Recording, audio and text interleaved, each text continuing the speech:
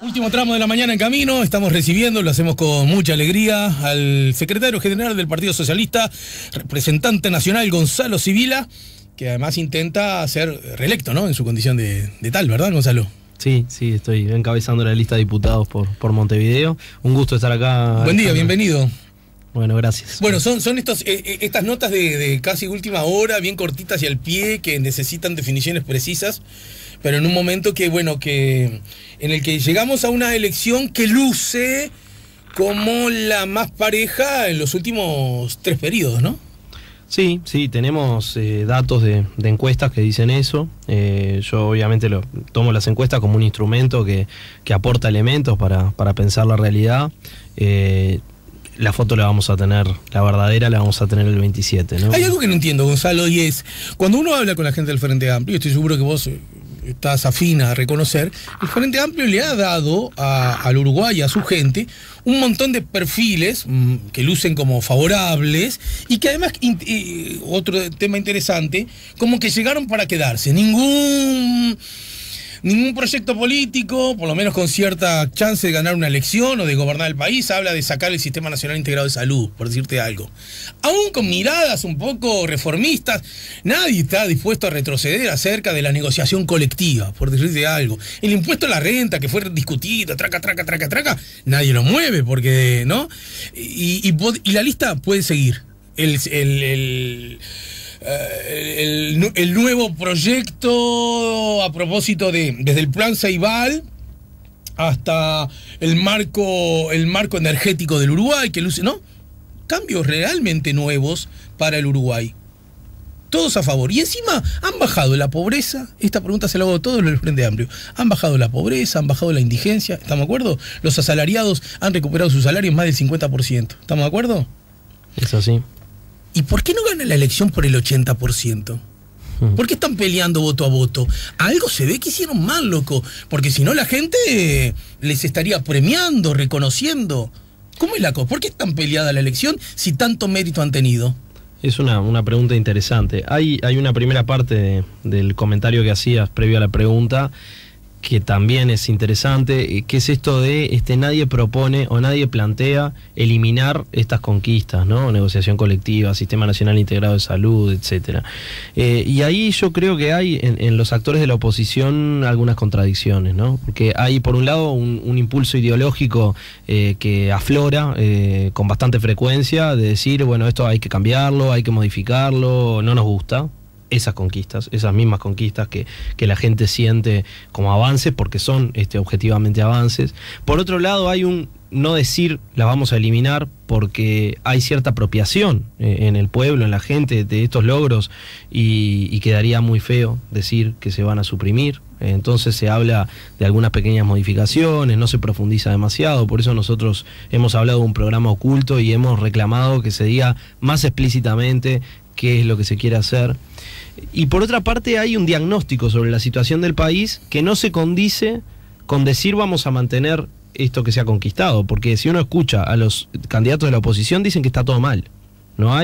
O sea, no nos dan una por ganada, no reconocen una buena, digamos. El país está horrible, está atravesando, parece que la peor crisis de su historia. Entonces uno dice, ¿será tan así que no quieren barrer con esas conquistas? Yo, la verdad es que desconfío fuerte porque veo una contradicción muy grande ahí, y además un programa que no termina de definirse, en parte porque van a tener que construir unas mayorías en base a una negociación política que no sabemos todavía muy bien con qué actores va a ser y en qué va a derivar, aunque nos podemos imaginar y nos preocupa. Ahora voy a la pregunta sobre la autocrítica, porque no la quiero eludir. Claro, justamente. Hasta ahora, bueno, ponele, no son tan creíbles. Bueno, ponele, ese forma parte de algo que además a esta altura luce como incomprobable, porque es contrafáctico. Solo lo vamos a ver cuando si sucede. Si la oposición se vuelve gobierno, veremos cómo uno puede sí observar las contradicciones en el discurso, o las contradicciones con cosas que se hicieron en el pasado o que se hacen en las intendencias del Partido Nacional hoy, o con las cosas que están pasando en la región con gobiernos con los que ellos se han sentido muy identificados. Después parece que no tienen nada que ver,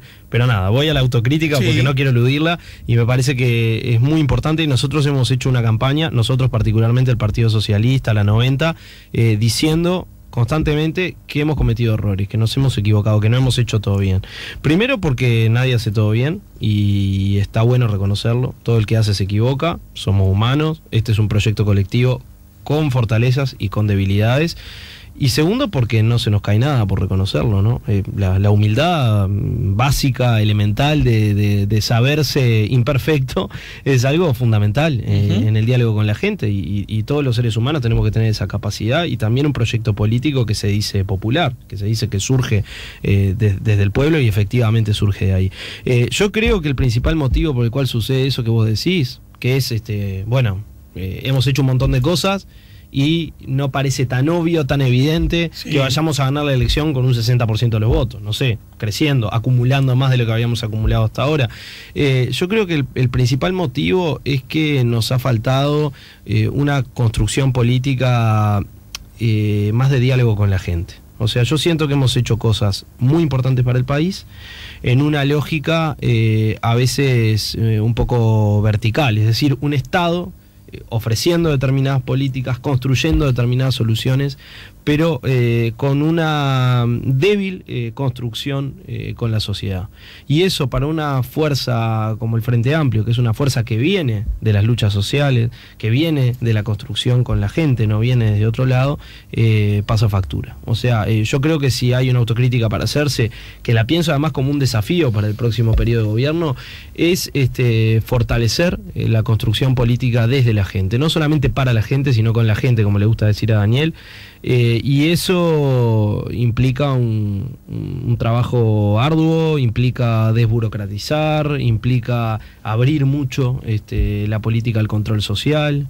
Yo creo que tenemos que hacer más de eso y me parece que ahí hay un déficit, ¿no? Que en parte es de apropiación de los logros, porque uno obviamente se siente mucho más identificado con lo que construyó que con lo que construyeron otros, suele pasar.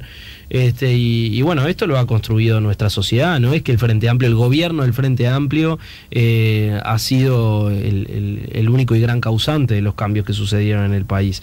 Los cambios sucedieron porque hubo un gobierno del Frente Amplio, pero el esfuerzo es un esfuerzo colectivo de la sociedad y la política aparece bastante deslegitimada, bastante desprestigiada, y mucha gente se siente ajena, lejana a esos procesos, ¿no? Y eso a mí es algo que me preocupa. Recién lo decía Álvaro Delgado, pero es un comentario bastante frecuente en la oposición, que llega desde la oposición, señalando que además el Frente Amplio ha perdido moderación, es un término que se usa, se ha radicalizado y se ha radicalizado más hacia la izquierda, los sectores más moderados, los que han perdido fuerza, y entonces ahí está el propio Partido Socialista, el ala más radical, la que vos representás, ha ganado en la interna y entonces el MPP sigue siendo fuerte. Primero que el centro medio ese del que se habla es una entelequia, es una construcción, a ver, en el mejor de los casos politológica, muchas veces es una elaboración de ocasión que se hace para fundamentar algunos razonamientos, algunos argumentos políticos.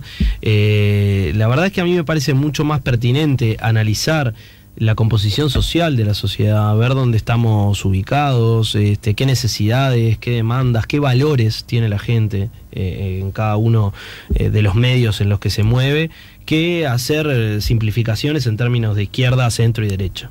La verdad, a mí son categorías que desde el punto de vista del análisis me parece que no aportan demasiado. ¿Cuál es? ¿Lo de centro y derecha? Sí, lo de centro, izquierda y derecha como categorías de análisis de la realidad de la gente. Qué curioso que me lo digas vos, porque ese es el discurso que generalmente tiene la derecha, no desconocer que hay derecha y hay izquierda, ¿no? Y la derecha no le gusta que se la denomine derecha, no le gusta que se le denomine derecha.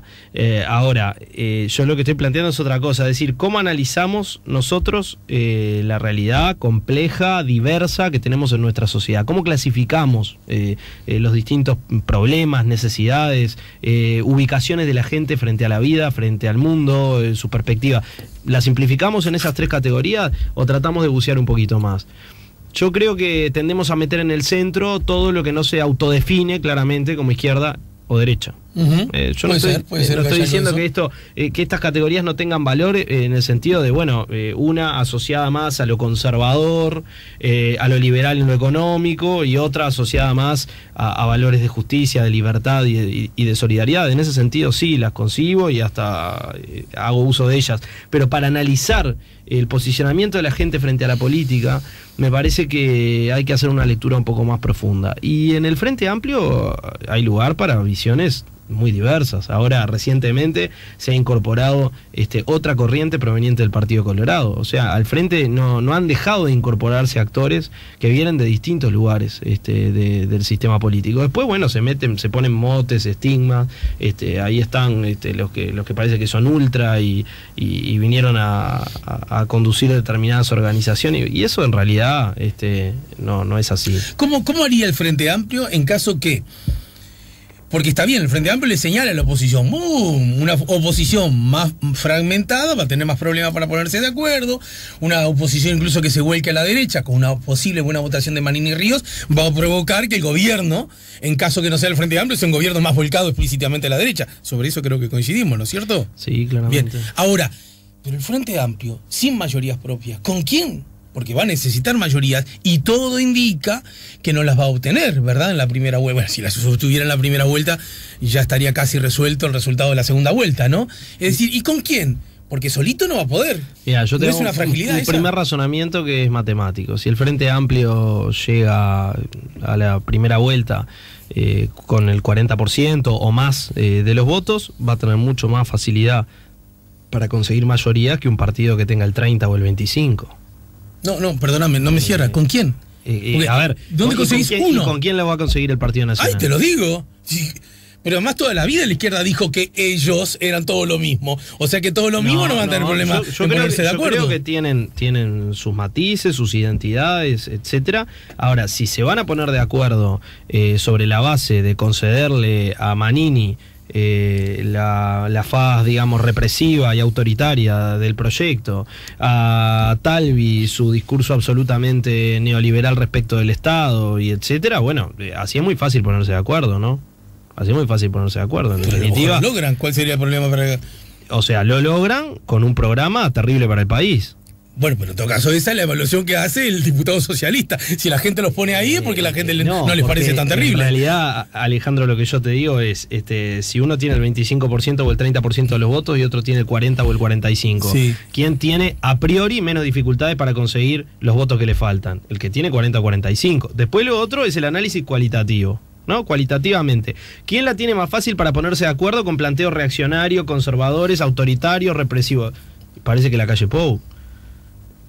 Eso es algo que en todo caso tendrá que responder él si está dispuesto a hacer esas concesiones. Yo he conversado una y mil veces con distintos legisladores de la oposición que han dicho el Frente Amplio, lo que pasa es que durante todos estos años nos han maltratado, no nos ha tenido en cuenta, tan ocupado en negociar hacia adentro y sabedor que tenía mayorías legítimas, pero hacia adentro, y ahora es difícil porque esos puentes han quedado dinamitados. ¿No suelda con cierta lógica ese relato? Yo creo que no ha sido así. Obviamente que hay autocrítica para hacerse, en algún tratamiento de algún proyecto de ley, podríamos haberlo manejado de otra manera, sí. Ahora, también hay que decir algo, el Frente Amplio durante este último periodo de gobierno, en varias ocasiones no tuvo mayorías propias.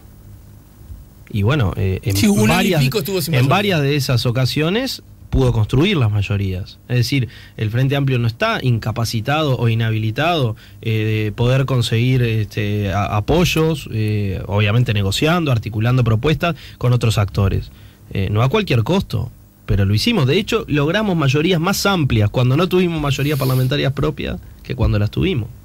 O sea que no es un problema. ¿Cuál es el porcentaje de votos que necesita la candidatura de Daniel Martínez para tener cierta mirada optimista rumbo al último domingo de noviembre? Y eso me parece un poco especulativo, no sé. En realidad, seguro que vas a hacer cálculos, yo los estoy haciendo yo.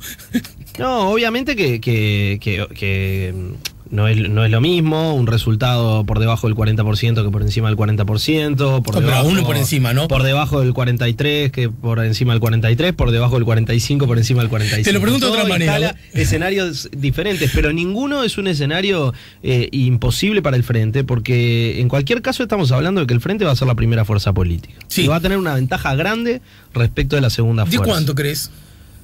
Y yo creo que seguro superior a 10 puntos, pero es especulación, ¿no? Esto hay que respetar el discernimiento que está haciendo la gente y después ver cuál es el resultado de la elección. Pero en cualquier caso, el Frente va a estar por encima de cualquier otra fuerza política en la decisión electoral que pueda tener el domingo, y de ahí va a salir a trabajar, porque lo que nosotros vamos a tener que construir es apoyo ciudadano, no es una negociación con dirigentes de los otros partidos. No es ese el centro del trabajo político que va a tener que hacer el Frente después del 27 de octubre. Acá Manini va a votar, la calle Pou va a votar, Talvi va a votar, pero van a votar miles de ciudadanos, millones de ciudadanos, que algunos de ellos, porcentaje importante, van a haber votado otras opciones que no van a ir al balotaje, y es con esos ciudadanos que nosotros tenemos que conversar. Ante el hecho Moreira, escuché muchos dirigentes del Partido Nacional, a propósito de comentarios de gente del Frente Amplio, diciendo: el muerto se asusta del degollado. ¿Ustedes que tuvieron a Sendik se van a asustar por lo de Moreira? ¿Qué decís a eso? Que Sendik renunció a la vicepresidencia de la República y Moreira sigue siendo intendente. Me parece que hay una diferencia relevante. También he escuchado dirigentes del Partido Nacional decir: el problema no es lo que pasó porque nadie está vacunado, algo que cuando a nosotros se nos achacó una desviación por el fenómeno, por esta situación con Sendik, también dijimos, porque es verdad, nadie está vacunado. El problema no es lo que pasó, sino que el problema es cómo se reaccionó frente a lo que pasó. Bueno, yo creo que el problema es lo que pasó, porque siempre el problema es lo que pasó, y también es cómo se reacciona. Hay una reacción en el medio de un periodo electoral que se puede valorar de distintas maneras, pero el hecho objetivo es que Moreira sigue siendo intendente, y además ayer dijo que va a ser candidato de vuelta. Sí. Veo los últimos en el final, Gonzalo. Sendik no pudo ser candidato a nada, ¿no? Y además dejó de ser vicepresidente de la República, una situación que nunca había sucedido en el Uruguay. Hubo hechos muy graves en otros gobiernos, con ministros, referentes de mucho peso político, y no sucedió. Y ahora tampoco sucedió con Moreira. Para terminar, he visto los últimos actos de la calle Pou en el que está él y detrás figuras referentes de sus sectores políticos, ¿no? El propio Delgado, que estaba recién, pero Heber, qué sé yo, ¿no? Y he visto a Daniel Martínez, en el mejor de los casos, con la candidata vice, pero no con los referentes políticos, candidatos al Senado. ¿Eso es porque hay menos sintonía, menos afinidad? ¿Cómo debe leerse? ¿El público cómo debe leer eso? No, yo creo que lo que pasó y lo que está pasando es que nos estamos multiplicando en tareas de campaña con un esquema mucho más diversificado, ¿no? O sea, en lugar de concentrarnos todos en un escenario o en una actividad con la fórmula, estamos haciendo un trabajo de un despliegue mucho más ancho por todo el país, ¿no? Eso es lo que percibo. Todos los sectores están haciendo campaña, todos los dirigentes de primera línea del Frente Amplio y sus militantes cada vez más están movilizados en todo el país. Simplemente que el esquema de distribución de tareas ha sido diferente a otras campañas electorales. La famosa ley de urgencia que ha prometido la calle Pou en caso de ser presidente, a ustedes, en particular a los socialistas, también hay que decirlo, ¿verdad? Les ha molestado mucho, han tomado la iniciativa en eso de decir que es peligroso. ¿Por qué es peligroso si forma parte de uno de los instrumentos? Y en todo caso va a ser una ley que será discutida por el plenario del Parlamento, y allí se expresarán las correlaciones de fuerza típicas de un parlamento democrático. Mira, nos preocupa por dos razones. La primera, ese es un instrumento de excepción. O sea, no es un instrumento que esté previsto en la Constitución para sustituir a la discusión parlamentaria normal. De hecho, tiene plazos de discusión mucho más cortos, ¿no? En 90 días ese proyecto de ley tiene que estar aprobado. Si no está aprobado, si no hubo mayoría suficiente para modificarlo, queda aprobado de hecho.